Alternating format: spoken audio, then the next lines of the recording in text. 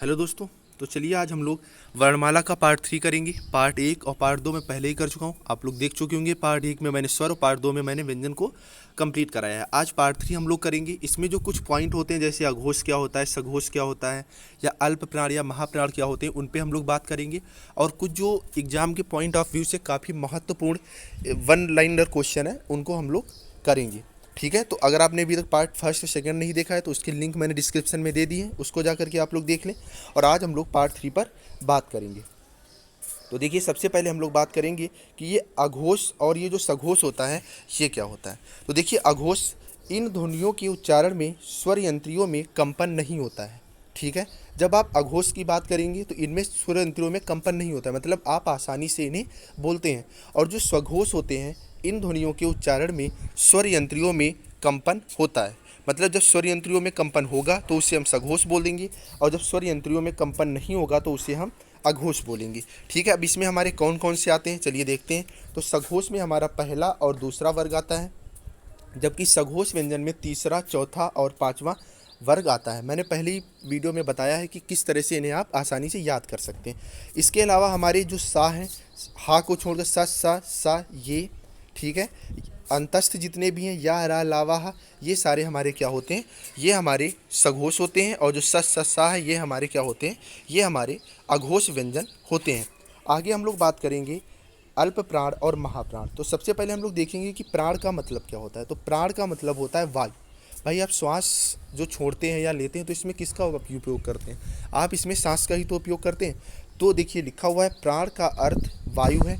इनके उच्चारण में फेफड़ों से बाहर निकलने वाली वायु की मात्रा कम होती है।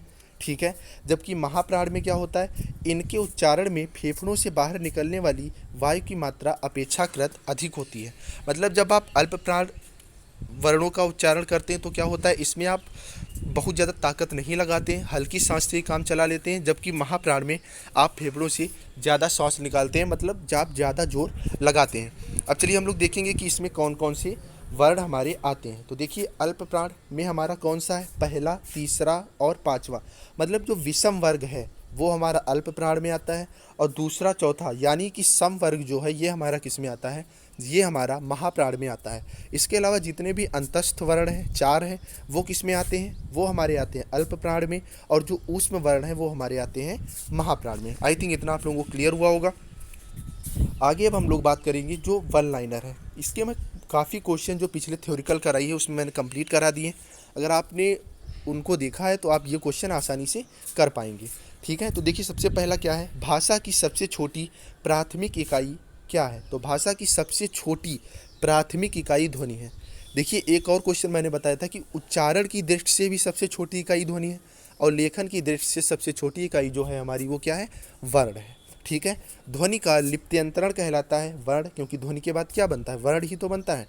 वर्णों का व्यवस्थित समूह कहलाता है, तो वर्णों का व्यवस्थित समूह वर्णमाला कहलाता है। सबसे पहला क्वेश्चन मैंने यही कराया था। स्वर कहलाते हैं जो उच्चारण में स्वतंत्र होते हैं, मतलब जो स्वर होते हैं वो स्वतंत्र रूप से बोले जाते हैं। व्यंजन कहलाते हैं, व्यंजन हमारे स्वरों की सहायता से बोले जाते हैं। किस स्वर में स्वर और व्यंजन दोनों का मेल होता है, तो री में रा और ई। रा हमारा क्या है, व्यंजन है, ई और हमारा वो स्वर है। तो री में हमारा स्वर और व्यंजन दोनों का क्या होता है, मेल होता है। आगत स्वर हमारा आ है। पंडित कामता प्रसाद गुरु के अनुसार मूल वर्ण कितने हैं। तो पंडित कामता प्रसाद गुरु जो हुए, हिंदी में इनका काफ़ी योगदान रहा है। तो इनके अनुसार मूल वर्ण 43 हैं, जबकि हिंदी में कुल वर्ण कितने हैं, 52 हैं। वर्णों के दो भेद होते हैं, कौन कौन से, पहला स्वर, दूसरा व्यंजन।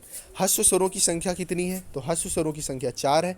कौन कौन से, आ, ई, उ और री। ये चार क्या होते हैं, ये चार हमारे कौन से हैं, ह्रस्व स्वर होते हैं। संयुक्त स्वर किसके मेल से बने होते हैं, तो जो संयुक्त स्वर हैं वो मूल स्वर से बने होते हैं। हिंदी में अयोगवाह ध्वनियाँ कितनी हैं, तो दो हैं। कौन कौन सी है, एक हमारी अनुस्वार है, दूसरा हमारी विसर्ग है। आगे बात करेंगे, एक मात्रिक स्वर हमारे क्या कहलाते हैं। जो एक मात्रिक स्वर होते हैं वो हमारे ह्रस्व स्वर कहलाते हैं। द्विमात्रिक स्वर दीर्घ स्वर कहलाते हैं। बहुमात्रिक स्वर जो होते हैं वो हमारे प्लुत स्वर कहलाते हैं। कैसे कहलाते हैं चलिए देखते हैं। भाई, आपने लिखा आ, ठीक है, उसके बाद आपने लिखा बड़ा आ। तो ये जो छोटा आ है इसमें कोई मात्रा नहीं है ना, तो ये हमारा ह्रस्व स्वर है। और इसी में मात्रा लगा के हमारा बड़ा आ बना, तो ये हमारा दीर्घ स्वर है। प्लुत स्वर आप जब लिखते हैं तो जैसे आपने लिखा प्रेम, ठीक है, तो प्रेम, या मैं कोई नाम बता रहा हूँ ये, ठीक है, तो ये जो हमारे स्वर का हो रहा है तो ये दीर्घ मतलब ज़्यादा इसमें स्वर का उपयोग हो जाता है किसमें, प्लुत स्वर में, ठीक है। आगे अब हम लोग बात करेंगे हिंदी में उत्क्षिप्त या द्विगुण या द्विस्पष्ट ध्वनियाँ हैं, तो दो हैं, ढा और ढा, ये दो हमारी कैसी है, उत्क्षिप्त ही एग्जाम में ज़्यादा पूछा जाता है, आप द्विगुण और द्विस्पष्ट भी इन्हें बोल सकते हैं। हिंदी में पंचमाक्षरों की संख्या कितनी है, तो जो हमारा नासिक की वर्ग है, अंगा, या, ड़ा, ना और मा, ये हमारा क्या है, ये पंचमाक्षर होते हैं। हिंदी के 5 वर्ग कौन कौन से, का, चा, टा, ता और पा हमारे पंचवर्ग हैं। हिंदी में संयुक्त व्यंजन की संख्या 4 है, अंतस्थ की भी 4 है और ऊष्म व्यंजन की भी संख्या 4 है। हिंदी में अर्धस्वर कितने हैं, तो हिंदी में अर्धस्वर 2 हैं, पहला या और दूसरा वाह है। काफ़ी महत्वपूर्ण ये हमारे क्वेश्चंस हैं अर्धस्वर वाला, ठीक है। आगे अब हम लोग बात करेंगे हिंदी को लोक नागरी की संज्ञा किसने दी, तो हिंदी को लोक नागरी की संज्ञा आचार्य विनोबा भावे ने दी और देवनागरी के प्रचार को राष्ट्रीय आंदोलन तिलक ने कहा। ये लाइन भी काफ़ी महत्वपूर्ण है। हिंदी प्रचार की सबसे पुरानी संस्था है, आप सब लोगों को पता है, नागरी प्रचारणी सभा। कहाँ इसका मुख्यालय, तो इसका मुख्यालय काशी में है। नागरी लिपि का उद्भव माना जाता है 8वीं और 9वीं सदी से। लिपि का सर्वप्रथम उल्लेख है तो एक अष्टाध्यायी है, किसकी है ये आप लोग बताइएगा कमेंट में, किसकी है ये रचना, उसमें लिपि का सर्वप्रथम उल्लेख है। उत्तर प्रदेश में गठित देवनागरी लिपि सुधार समिति के अध्यक्ष कौन थे, तो आचार्य नरेंद्र देव इसके पहले अध्यक्ष थे। आगे अब हम लोग बात करेंगे पंचवर्ग के व्यंजन कहलाते हैं, तो जो पंचवर्ग के व्यंजन हमारे क्या कहलाते हैं, स्पर्श व्यंजन कहलाते हैं। इनकी संख्या कितनी होती है, 27 होती है, लेकिन अगर 25 आता है ऑप्शन में तो आप वो भी लगाएंगे। सवर्ण स्वर है, तो जो समान स्थान व प्रयत्न से उत्पन्न हुए हो उन्हें सवर्ण स्वर बोलते हैं। ध्वनि यंत्र है, तो कहाँ कहाँ से देखिए, फेफड़ा, ग्रसनी, जीवा, तालु, दंत, ओष्ठ, नासिका, इतनी जगह से क्या होती हैं, हमारी ध्वनियाँ निकलती हैं, तो इन्हीं को हम ध्वनि यंत्र बोलते हैं। हल, ये जो हलंत जिसे हम लोग बोलते हैं ना, ये किस में लगाया जाता है, तो ये मूल वर्णों में लगाया जाता है। अब मूल वर्ण कैसे, जैसे का, तो का जो हमारा बना वो का प्लस आ से मिलके बनता है, ठीक है। इसे हम लोग क्या बोलते हैं, इसे हम लोग वर्ण बोलते हैं। ये पूरा हमारा क्या हो जाता है, ये हमारा स्वर हो जाता है, ठीक है। आई थिंक इतना क्लियर हुआ होगा। सा का प्रयोग त्रुटिपूर्ण ढंग से किसके साथ मिलकर किया जाता है, तो क्षा, खा, इस तरह बोलते हैं ना, खा, तो ये सा और खा के साथ मिलकर ये जो होता है ये हमारा मूर्धन्य होता है, इसका हम लोग प्रयोग करते हैं। चलिए आगे अब हम लोग देखेंगे, आगे देखिए क्या कह रहा है। या का प्रयोग त्रुटिपूर्ण ढंग से किसके साथ मिलकर किया जाता है, ठीक है। या का प्रयोग त्रुटिपूर्ण ढंग से किसके साथ मिलकर किया जाता है, तो जा के साथ किया जाता है। री को छोड़कर अंग तथा आह के साथ सब स्वरों के परस्पर मिलाप को कहते हैं 12 खड़ी। ये हमारी कितनी खड़ियाँ होती हैं, 12 खड़ियाँ होती हैं हिंदी में। फिलहाल ये हाई लेवल जब पेपर आता है तब ये क्वेश्चंस पूछे जाते हैं। तल बिंदु या नुक्ता या हर्फ किस भाषा की विशेषता है, नुक्ता वाले जो वर्ण होते हैं, जैसे देखिए जा आपने लिखा, ठीक है, और यहाँ पर आप नुक्ता लगा देते हैं, तो ये जो है ये हमारे अरबी और फारसी से आए हुए हैं, ठीक है।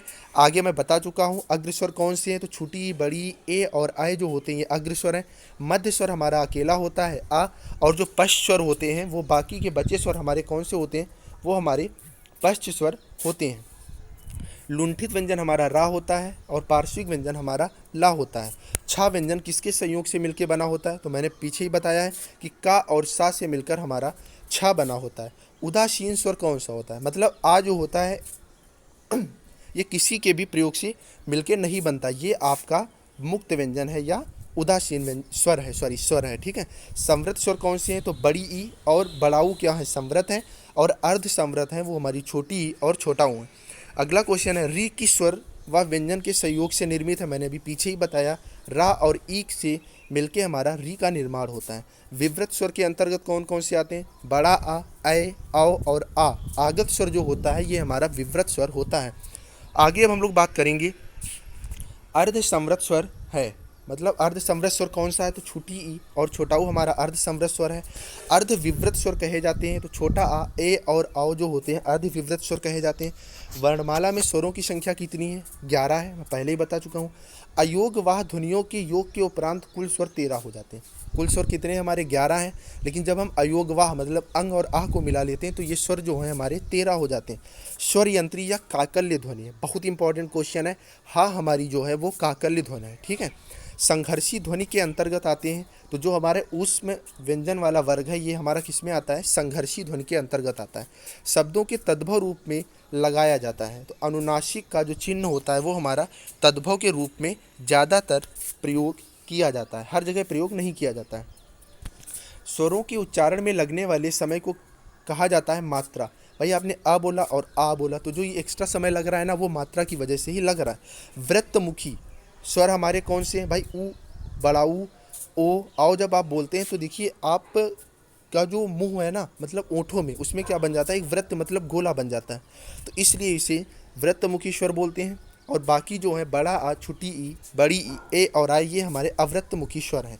हिंदी वर्णमाला में व्यंजनों की संख्या कितनी है, तो 33 है, मैं बता चुका हूँ। हिंदी वर्तनी का मानकीकरण शीर्षक पुस्तक प्रकाशित हुई 1967 में, किसने प्रकाशित करी, तो शिक्षा मंत्रालय ने इसे प्रकाशित किया था। आगे अब हम लोग बात करेंगे कि संस्कृत की देवनागरी वर्णमाला में शामिल किन अक्षरों को हिंदी की मानक वर्णमाला में स्थान नहीं दिया गया था। तो जैसे री है या ला है, या इसमें जो नीचे ये लगा दी जाती है ये पाई है रा की, ली, री, तो इनको क्या मानक वर्णमाला में स्थान नहीं दिया गया। भारतीय अंकों के अंतर्राष्ट्रीय स्वरूप संविधान के किस अनुच्छेद में अंतर्निहित है, तो आर्टिकल 343(1) में क्या है, भारतीय अंकों का अंतर्राष्ट्रीय स्वरूप क्या है, अंतर्निहित है। व्याकरण की दृष्टि से बा वर्ण का वैशिष्ट्य है, तो दंतोष्ठ, स्पर्श, अल्प प्राण, घोष और निरनुनासिक, ये मैं पीछे ही बता चुका हूँ, ठीक है। आगे बात करेंगे कि व्याकरण की दृष्टि से था वर्ण का वैशिष्ट्य है, तो देखिए क्या है इसका वैशिष्ट्य, स्पर्श व्यंजन है ये, ठीक है। कैसे व्यंजन है, स्पर्श व्यंजन है, अघोष है, महाप्राण है और दंत है, ठीक है। आई थिंक इतना क्लियर हुआ होगा आप लोगों को। अब आगे हम लोग बात करेंगे, लास्ट क्वेश्चन बचा हुआ है कि व्याकरण की दृष्टि से भा वर्ण का वैशिष्ट्य है, तो ये स्पर्श, घोष, महाप्राण और ओष्ठ है। आई थिंक आपको वीडियो अच्छी लगी होगी। अगर आपको अच्छी लगी तो आप लोग वीडियो को लाइक करें, ठीक है, सब्सक्राइब करें और इसको शेयर भी ज़रूर करें, जिससे हम अच्छी अच्छी वीडियो और भी बना पाएँ। अगर आपने पार्ट फर्स्ट और सेकंड नहीं देखा है तो उसे अभी जा कर के आप लोग देख लें, उसका लिंक मैंने डिस्क्रिप्शन में दे दिया है। बाकी जो वीडियोज़ हैं वो भी आप लोग देखें। Thank you.